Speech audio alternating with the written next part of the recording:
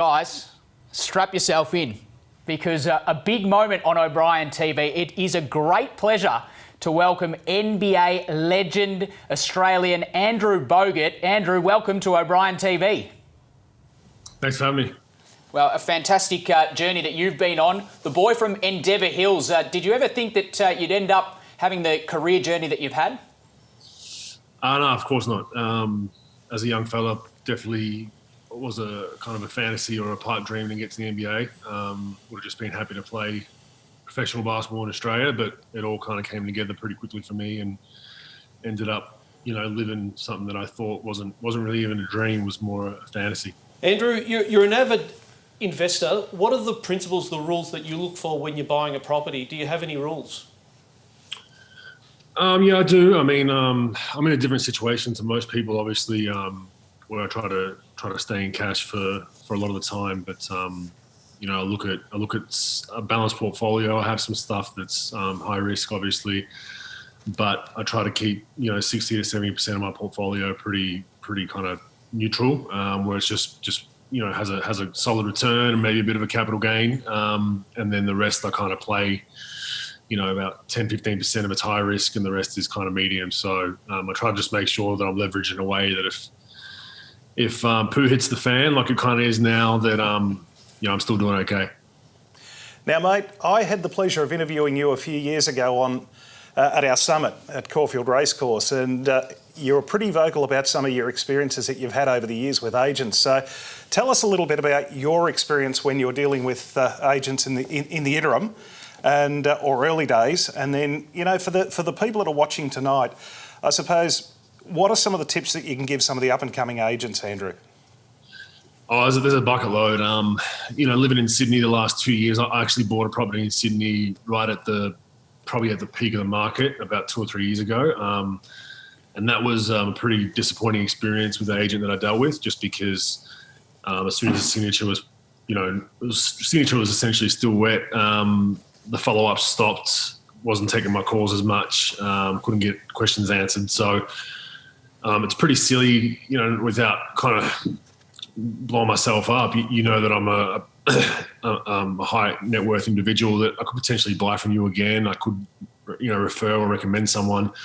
So the fact that the agent didn't really care was kind of mind-boggling. So you can only imagine what happens to regular people, everyday investors, or someone that's just buying their dream home once in a lifetime, that they just turn that switch off when they essentially get the deposit or get the signature. So you never know. Someone could win Tats Lotto, someone could fall into wealth, someone could get an inheritance down the line.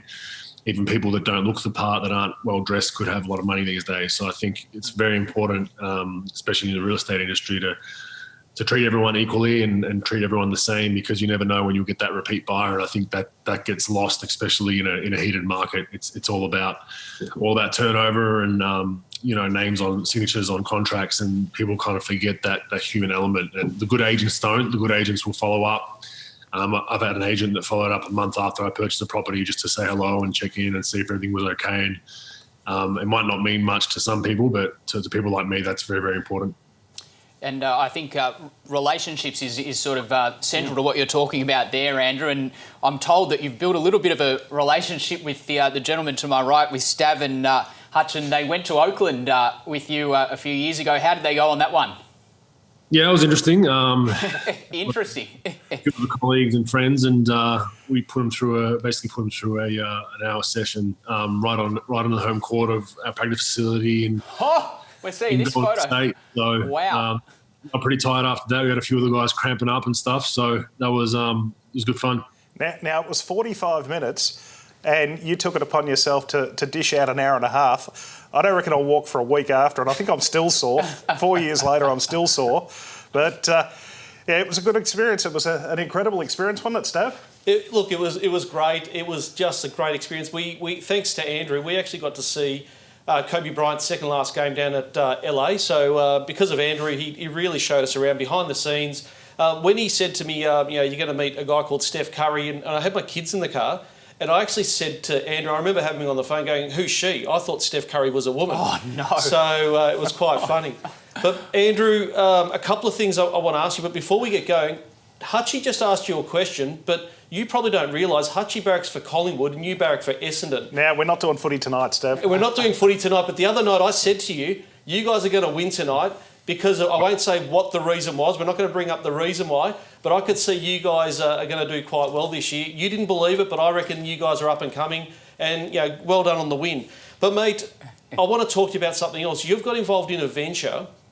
It's a venture to do with real estate. You've got involved in a portal that I want to talk to you about. I want to know why you got involved in the portal. What are the benefits? And I know you're going to be catching up with us, and we're going to be talking at a corporate level with our 30 officers in getting you involved with our business. So can you please tell us why you did it? Yeah, it's called Listing Loop. Obviously, it's just a different real estate platform.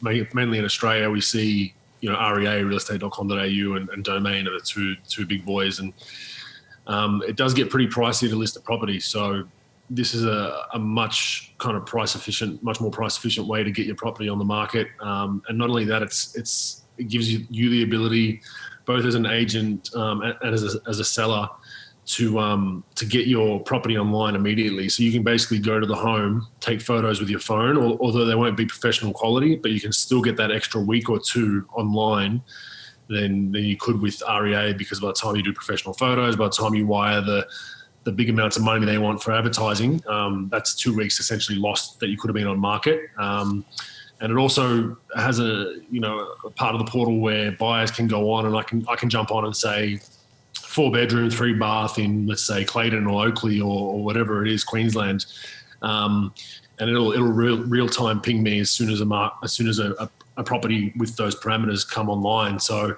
I can actually have instant access to that property. So that it really gives you a mix of different things, and it's a much more price effective way. And down the track, we hope to, figure out areas just from our data of where the next apartment should be built. If we get a lot of buyers on there that are, putting parameters in for one certain suburb and a 3-bedroom, 3-bath, we could then go, we have 500 people wanting this in this area. You can then go to a developer and it really becomes kind of much more efficient for developers knowing exact hotspots rather than essentially speculating or guessing, which a lot of the real estate market is. Now, Andrew, you touched on the cost of listing there. You've had property all over the world, I take it, and we were lucky enough. We had Jason from Homely on recently, and their whole model's around cost efficient listing, and obviously Listing Loop is going down the same path. So, I suppose the reason you got involved in this was purely around that cost of listing, I take it, and the expense mechanism that's in place with a couple of the big ones that you mentioned. Definitely, because I've firsthand seen how expensive it is, especially with REA. It's a very expensive exercise. And funnily enough, during this pandemic, we've seen an uptick in a lot of people coming to Listing Loop because of that reason. People are skeptical of spending $5 or $6 grand in the current financial crisis that we're having to advertise a property. So that was it. And just the uniqueness of the app, like to be able to get your property online the same day as you take a photo of it. I don't think anyone does that right now. So that definitely helps. And also the other side of things, if you go on REA, even Domain, they're kind of Australia's best platforms. It's very, very hard to be able to, as a buyer, go on there and set parameters to ping you real time. And that's kind of the difference with Listing Loop. You can actually get a real time ping on as soon as a property with exactly what you want comes on the market. Sounds like a great piece of tech, mate, and can't wait to see you back in at our corporate office in a week or two, hopefully. One other thing, you mentioned earlier that you're an avid property investor. What are some of the hotspots that you're seeing at the moment, and where would you be putting your money at the moment in property? Right now, it's kind of hard to guess with everything going on. The lockdowns in Victoria definitely aren't helping things along. It's kind of hard to figure that out. But I think you've seen a little bit of a turn, in my opinion, from cookie cutters or duplexes with small little blocks. I think it's starting to go back to those, the Aussie dream of having a backyard, which is good to see, in my opinion.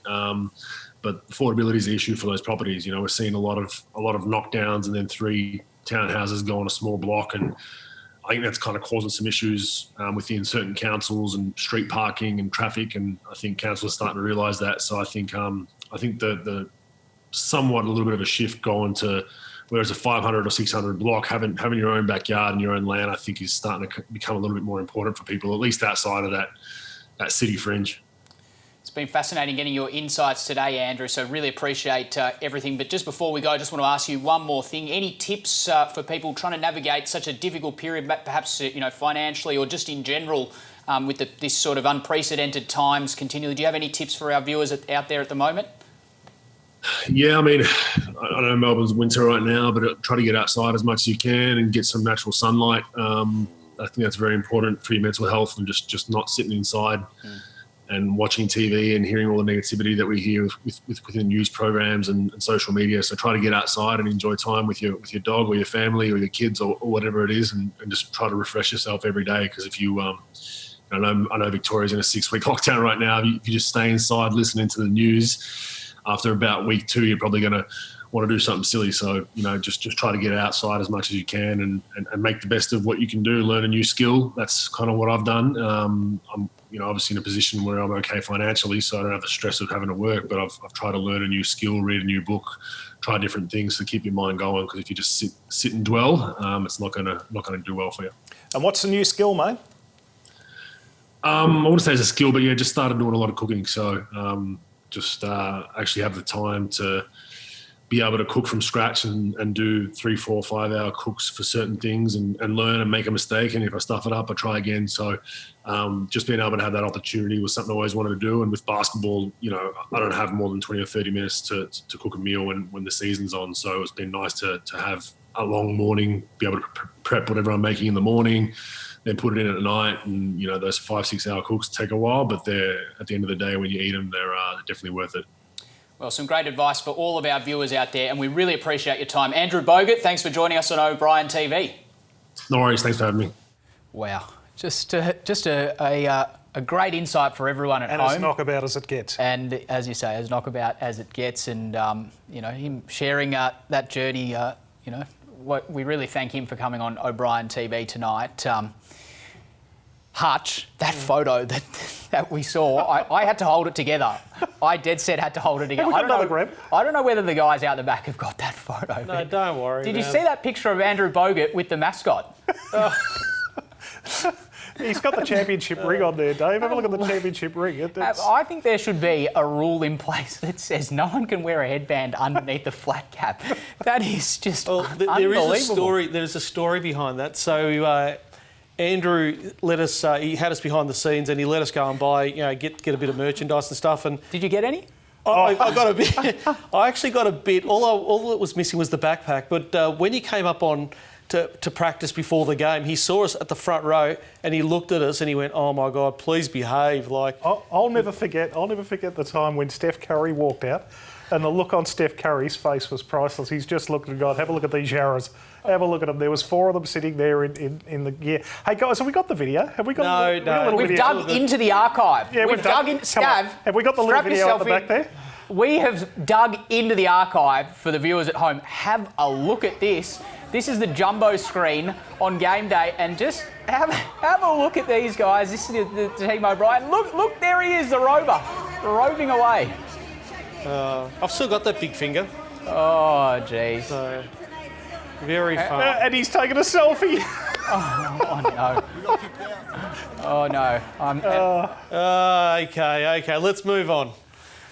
Very fun. Look, there is something else that we didn't ask Andrew. Andrew and I have something else in common. We both did a Sushi Mango video. So one day we'll show the Sushi Mango video. So hello to the boys at Sushi Mango. So yeah, there you go.